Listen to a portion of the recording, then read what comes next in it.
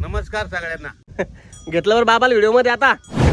तर नमस्कार मित्रांनो, वीकेंडची सुट्टी, सकाळी 7 वाजेचा टाइम आणि थंडीत कुडकुड कुडकुड करत राणा वनातून निसर्गाच्या सानिध्यातून मी थेट पोहोचलो आमच्या शेतातच. बरं ते जाऊ द्या, हा आपला मोठा आंबा महाराष्ट्रभर फेमस झाला की नाही तेवढं मला कॉमेंट्स मध्ये नक्की सांगा. इकडे धावत पळत वड्या खोड्यातून थेट पोहोचलो आपल्या गावाच्या वावरातच. आणि इकडे आमचा गहू तर काय मस्त उगून आला नाही का, याला पाहून तर खरंच समाधानच वाटतं. आणि याच गव्हाला पाणी देण्यासाठी म्हणजेच स्प्रिंकलर बदलण्यासाठी आधी एका ठिकाणी होते ते उचलून आता दुसऱ्या ठिकाणी ठेवायचं आणि आता हळूहळू आम्हाला सगळं वावर याच्यामध्ये कव्हर करायचं.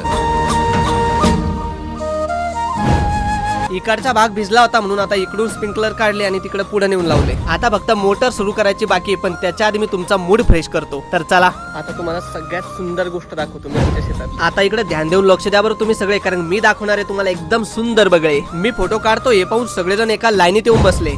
जवळ गेलो तर उडून जातील म्हणून आपल्या आयफोनच्या 5x झूम ताकदीचा वापर करून ही सुंदर अशी दृश्य